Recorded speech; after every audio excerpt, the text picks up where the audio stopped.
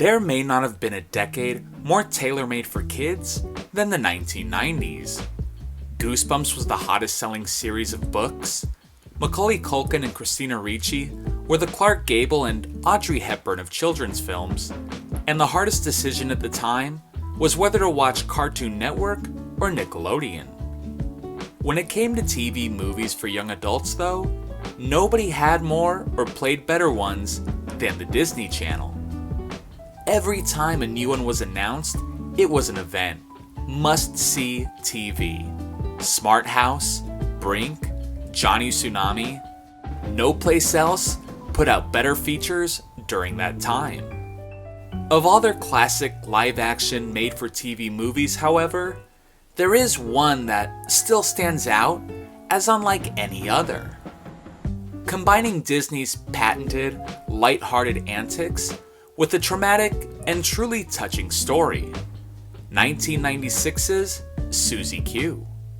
The tale of a high school girl who dies in a car crash in 1955, only to reappear 40 years later as a ghost to a teenage boy, in hopes of saving her family's home from a greedy businessman. It's one of Disney's most unique entries in their massive catalog. The humor, the distressing events, and the unfiltered conversations about death and the afterlife will make you wonder why you never heard of it, and also understand why you never heard of it. Let's cross over to the other side and look at Susie Q.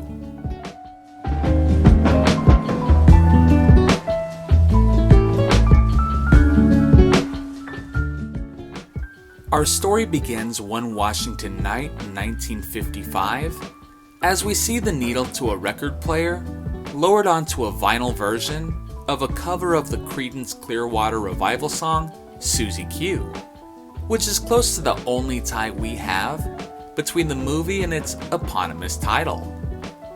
We enter the bedroom where the music plays as a young girl is getting dressed, and not just the finishing touches either. She's got her leg propped in the air, sliding on her nylon stockings, stepping into her prom dress, and hooking it in the back. It's a risque way to start a kids' movie, and while there's nothing outright explicit, there's plenty of suggestive imagery.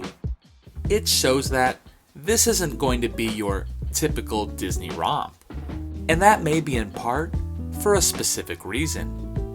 While this movie aired on Disney Channel, it's technically not a Disney Channel original movie. Prior to 1997, Disney-produced movies for television were called Disney Channel Premiere Films, and this was due to them debuting on Disney or Disney Channel affiliates.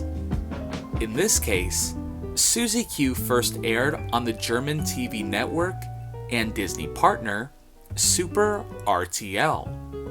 And I make this point because I believe it may have played a part in the more suggestive opening scene and the surprisingly somber story to come.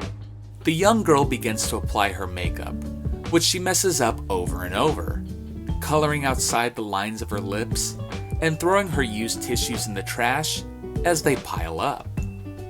It's this great way of showing this flourishing womanhood, but also the immaturity and growing pains she's experiencing along the way. As her date's car pulls up, she looks at herself in the mirror one last time. Her matching pink dress and bow with a pearl necklace, she emits the outward elegance of a grown woman, but trips in her high heels, leading her to grabbing her tennis shoes from the closet, showing that although she certainly embodies muliebrity, she's still a youngster trying to get her feet under her. And this girl, named Susie, nicknamed Susie Q after the song, is played by none other than 90s teen heartthrob Amy Jo Johnson, most well known for her role as Kimberly Hart, the Pink Ranger from the show Mighty Morphin Power Rangers.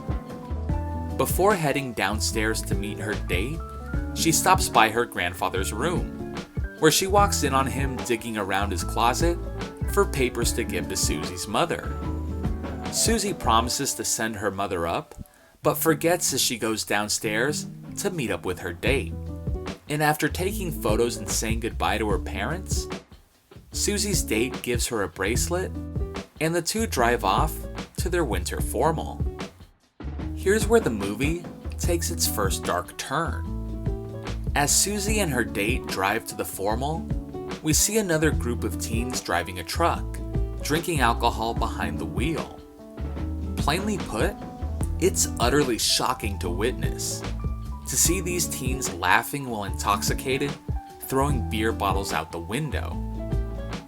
Now, there have been plenty of Disney movies where characters imbibe, but I've never seen one where they so brazenly participate in this level of disregard. You immediately know where this is leading to, but watching it play out is truly disturbing, especially with what happens next. We rejoin Susie telling her date to stop the car, remembering she was supposed to tell her mother to get paperwork from her grandfather, and insists they turn around and go back. Unfortunately, the truck full of inebriated teens plows into the couple's car, upping the already unfiltered display of wildly irresponsible behavior. And to add emphasis to the traumatic event, there are no cuts to different camera angles of the accident. No alternate shots to try and protect viewers from having to face this head on. There's no slow motion to subconsciously make this as palatable as possible by dramatizing it. Everything happens in real time, which gives a sense of realism in this horrible moment. The truck pushes Susie's car through the bridge's guardrail, and as Susie and her date lie unconscious, covered in blood, their bodies strewn across the front seat, the car teeters, and as it's about to fall, Susie slides her hand over to her boyfriend's, and they careen into their watery grave below. I implore you to find a Disney movie where the first 10 minutes are as chilling. Others may possess sinister villains or malevolent forces, but there's one aspect those movies can't duplicate in the same way as Susie Q: reality. This isn't some evil scheme concocted by a hostile outside force.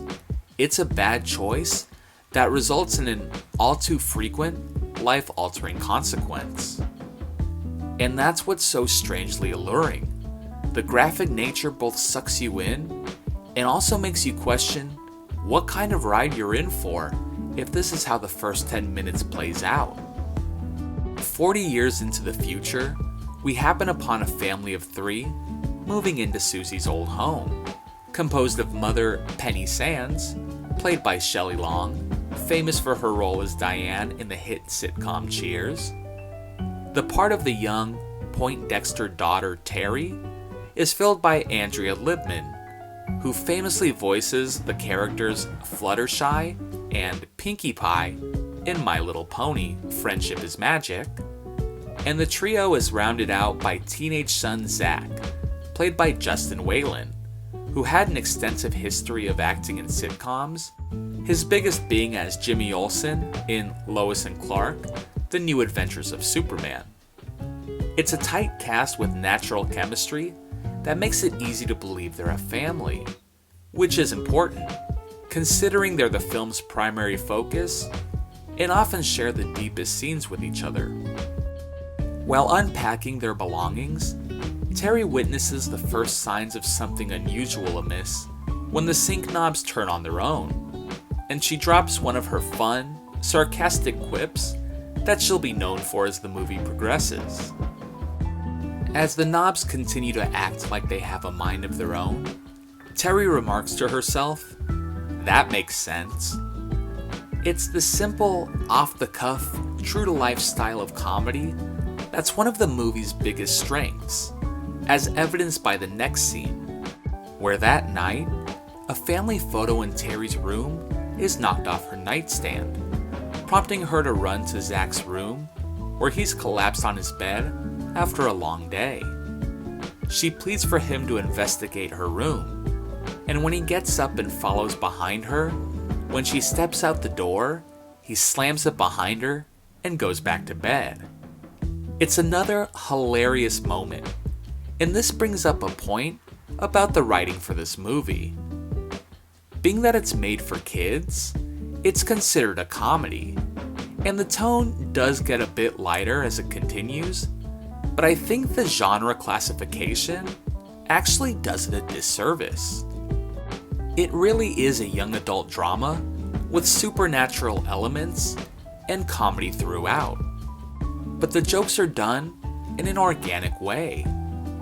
I find there are two ways humor can be injected into a script. There's consistent comedy and inserted comedy. I'd consider consistent comedy as jokes and gags that are true and consonant to the characters' personalities and situational world they live in. Terry's "well, that just happened" line falls into that category for me. She's a sassy young girl who makes this remark that feels that it would be something an adolescent child would say, which I prefer to what I call inserted comedy, where the characters and scene work around jokes, as if they were inserted to fill the humor quota. When somebody utters, awkward, or, well, that just happened, it's almost a Pavlovian bell of comedy. They're the broadest comedic lines that are overplayed. The cadence is so familiar that people are almost conditioned to laugh at these written tropes. I understand it appeals to a wide audience, but there's no authenticity to it, as it feels that it can be inserted into any scene said by anybody and elicit the same reaction. After putting his sister to bed, Zach returns to his room and picks up a basketball. And it's here we get the first flashback of him playing in a basketball game, dribbling up the court, looking at his mother in the stands, who shrugs her shoulders while giving the goofiest expression. Now he clearly associates basketball with whatever traumatic memory is trapped in his mind. We can see this as the next day, when his mom recommends he go out for his new high school basketball team, he pushes back. But what I appreciate is that he doesn't do it in a disrespectful way. He has deep-seated issues, but he's still well-mannered to his mother, even while they're having a disagreement. It always surprises me when mild-mannered, well-behaved kids in movies lash out at their parents. And while I can understand things getting heated, there never seems to be emotional fallout or repercussions after. So when he gets a bit agitated at most, it's logical that they're still able to maintain their usual relationship, since he knows she's well-intentioned and she recognizes he's going through something. Keeping in line with the realism, the next scene with the class acting out Shakespeare is the most lifelike interpretation of a high school class I've ever seen. The way the two students perform, being totally silly and earning the appropriate level of laughter the class gives them, adds additional credibility to this world's reaction to funny moments. As the class gets up to leave, one of the other male students, who showed disdain for Zach when his girlfriend was checking him out, knocks Zach's books off his desk, and in a show of passive-aggressive bullying, dryly apologizes and walks away. It's an odd strategy to try and intimidate the new student, but this isn't the last time we'll see this lukewarm hostility. Moving from the high school, we visit the town's TV station, where a public access debate show is being broadcast. The topic is on whether or not the local trailer park should be vacated to make room for low-income housing, with the side in favor being argued for by one Mr. Kovich, the business mogul who owns half the town, and also happens to be the father of Ray, the bully who knocked Zach's books over. He's pitted against Zach's English teacher, Mr. Stanford, who is fighting for the preservation of the trailer park. Mr. Stanford bumps into Zach's mom, who is there to start her new job at the station as a news anchor. She reveals to him that Zach is one of the country's top basketball prospects, but he no longer plays because Zach's dad died in a car crash on the way to one of his games, and he feels guilty because it was him who goaded his dad into making the trip, resulting in the unfortunate outcome. I have never seen a Disney movie quite like this, one that deals with such controversial topics as death and survivor's guilt in such a genuine way. It's not afraid to discuss these themes and show the ways these people are dealing with the aftermath of the damage. As the day winds down, Terry and Zach are fishing in the river under the bridge, which subtly doubles as a bonding moment showing the siblings' close relationship and how Zach happens upon Susie's bracelet. At dinner, Zach's mom tells him about the conversation she had with his teacher, which angers him. She tries to sympathize with him, saying how losing a parent is a terrible tragedy.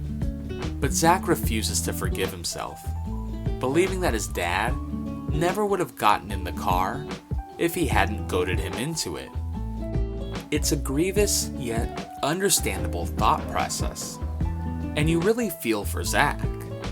He doesn't deserve to be stuck with that guilt, but unfortunately, that's how grief can work. Of course, the scene ends with a sarcastic comment from Terry. That went well. Even a scene as gut-wrenching as this still manages to be funny with just one line.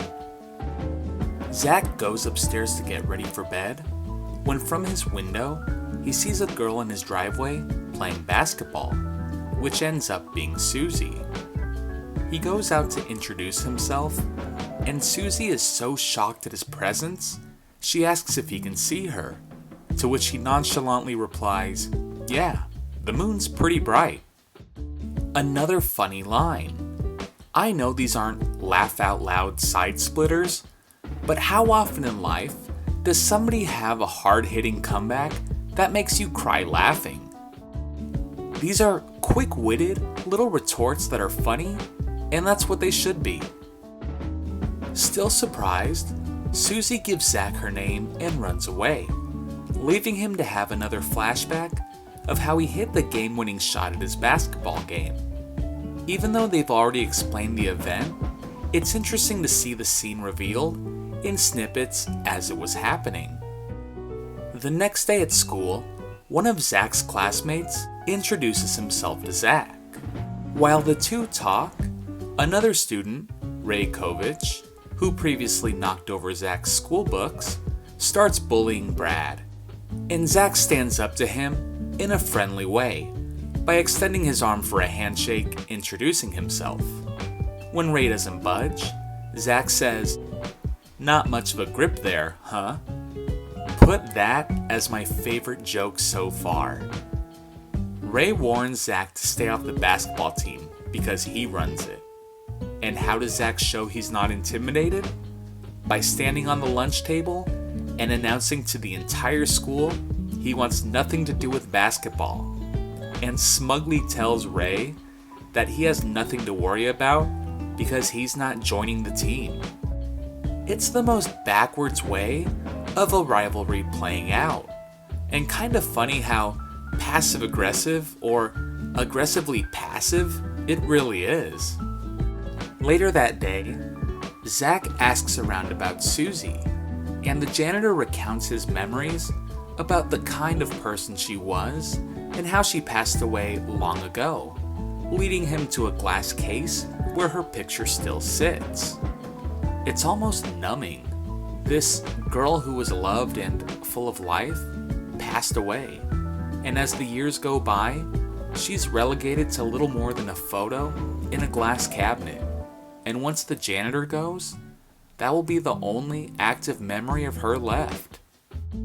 That night, as Zach dresses down for bed, Susie appears in his room, literally catching him with his pants down. And it's here that we discover only he is able to see her, with his mother and sister having no idea she even exists. The next day at school, Susie tries to get Zach's attention by tearing her dress apart to show more skin and pique his hormonal curiosity. But humorously, and disappointing to her, only elicits the reply for him, "Are you okay?" This does mark the transition from 50s prom dress to a slightly more contemporary for the time short skirt, but it's an update that looks trendy without feeling forced. Susie explains to Zach her theory that he can see her due to his possession of her bracelet.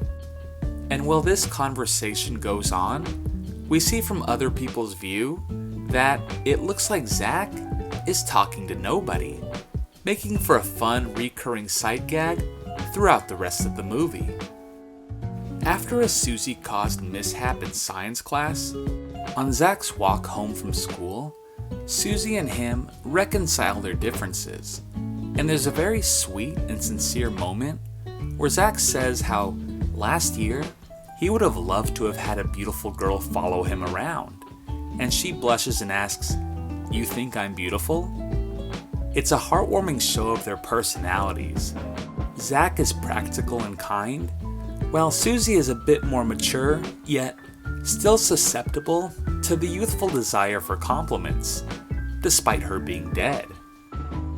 To Susie's dismay, Zach refuses to help her, and in turn, she attempts to sabotage his mother's weather forecast, moving the equipment and playing hurricane and beach clips to try and throw her off.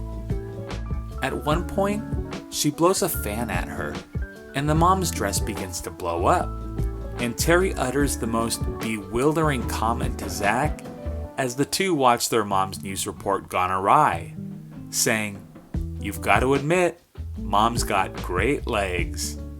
It's funny for how frankly unnerving it is. Susie's mischief ends up paying off, however, as Zach's mom gets a promotion at work, which is enough for Zach to repay her by helping with her situation, with the mission being to find the paperwork Susie's grandfather had lost all those years ago, or her parents will be evicted from the trailer park and Mr. Kovich will build the low-income housing. As night falls, we get my favorite scene in the entire film. Zach and Susie engage in a surprisingly deep scene about death and the afterlife. He first asks what it's like to die and what you think about as it's happening. Ever the existential question, especially for a movie like this. But he asks because he often wonders what his father thought about in that moment. I was astonished that they went there. They really just asked those questions. And I couldn't help but wonder how Susie was going to respond. Would the moment be disarmed with a joke? If they take the serious route, what is she going to say? I'll admit, I was waiting on bated breath. But she gives the most eloquently simple, complex, comforting, and honest answer all at once, saying he probably thought about a lot of things. You, your sister, your mom, his friends, the past, the future. What she's really communicating is that age-old adage of your life flashing before your eyes before you die. But it's written and spoken in such a poetic way. It's a great example of how good writing can elevate and give an entirely new outlook on an old idea. They continue discussing the afterlife, and there's really no calming words between them. It's two people at distinct points, one who has questions about the afterlife, and one who has questions from the afterlife. There's no resolution for either of them, only the hope for being able to accept death and find the strength to continue with your own life afterwards. The next day, Zach goes to the trailer park, where Susie's mom explains how they lost their home because they were unable to find the paperwork her grandfather had in his possession. Their conversation, though, is being spied upon by Ray, who tells his father about Zach's interest in Susie's family's affairs, to which he vows to stop him at any cost. But the scales may be tipping in favor of the kids, as they devise a plan to find the documents and help Susie's family, which includes enlisting the help of Terry, who is introduced and persuaded to help after seeing Susie's invisible force in action. Following a scene in which Susie gets the necessary information from the bank through some ghostly hijinks and finding her grandfather's papers, they discover that Susie's family actually owns half the town's land, and if they don't get the paperwork to the proper officials, the land will revert back to the government. The trio takes Zach's mother's car to turn the papers into the bank, but they're pulled over by a police officer, in an unexpected appearance by a youthful Will Sasso, actor and comedian extraordinaire, most known for his time as a cast member on Mad TV. And he's an enjoyable highlight here, getting some of the best bits through the entire film. He pulls Zach over for speeding, and when he tells the kids to get out of the car so he can search it, Terry asks if he has probable cause, and he says, "I have a fully loaded .357 Magnum that could probably cause a lot of damage if fired at a person." It's the best line of the movie, hands down. It turns out the cop is on the payroll for Mr. Kovich, and he arrests the two for reckless driving, taking the paperwork and under strict orders to keep them in jail until after midnight, so the paperwork will be voided. Zach comes up with an idea to escape their cell and tells the guard his sister has uncontrollably violent psychic abilities, and she begins to pretend convulsing, which Susie takes as the cue to start lifting things in a spectral manner. Since she's invisible, the officer begins to worry, especially when she lifts a shotgun off the wall and points it directly at his face. As they make their getaway, the officer gets on the police radio and says the kids are armed and dangerous. And in another funny interruption, Susie throws the shotgun through the window, which causes him to correct himself, saying the kids are not armed, but to watch out for the psychic little girl. It's the funniest punch and tag, and the writers certainly knew how to take advantage of Susie's invisibility throughout the movie. With the bank now closed and the midnight deadline quickly approaching, Zach gets the idea to have the paperwork read on air at the news station, which leads to Susie's family having their land rightfully returned to them. And if that's not a happy enough ending, Zach makes it in time to suit up for the end of the basketball game, leading an over 20-point comeback, single-handedly winning the game by himself, including hitting the game-winning shot, wrapping everything up on a positive note. Almost. After the game, Zach finds Susie on the bridge where she had her car accident, and she tells Zach that it's time for her to go. It's then a loud engine revs, and it's Susie's prom date driving his car waiting for her.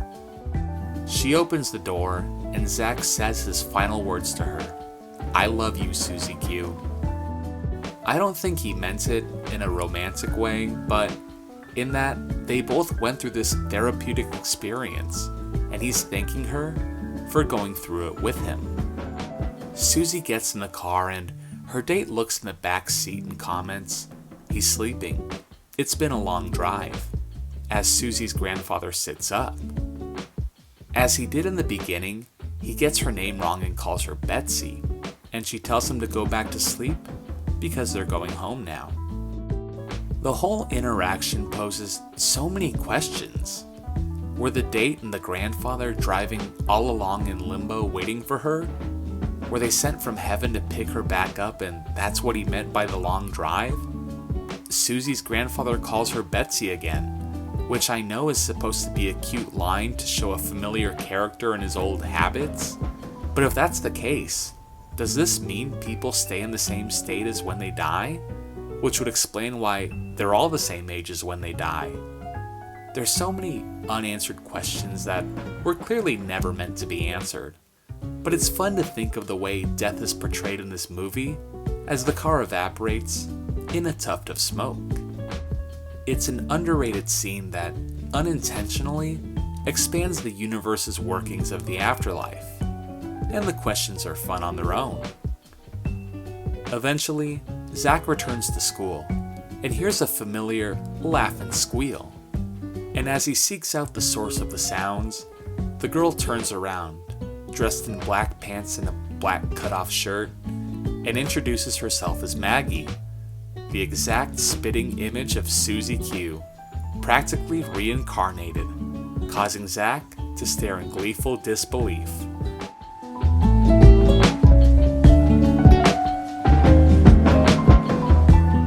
After Susie Q's debut on Disney Channel, the movie would remain in a regular rotation with other Disney Channel original movies until the year 2000, when it was retired from television altogether. And it's too bad. It's so fascinatingly distinct, dealing with several stages of the grieving process, but doing it in a lighthearted and approachable way. It makes me long for the days when Disney Channel original movies had depth to them, entertaining me when I watched at the time, and remaining with me years after they'd been forgotten. Following this film, Amy Jo Johnson continued to have a steady acting career in both film and television. Justin Whalen continued acting until 2009, when he retired from the craft and began teaching social studies and drama. There never was a sequel to Susie Q, no reboot, no remake. It was simply a movie that was made, entertained people at a certain time, and has long fallen to the wayside. For better or for worse, we may never see Disney Channel broadcast anything with this much sincerity and complexity in its situations, and especially not a story containing so many controversial actions. But that's what makes it so great. It feels like it slipped between the cracks, that it's almost taboo to know it premiered on the most child-friendly network.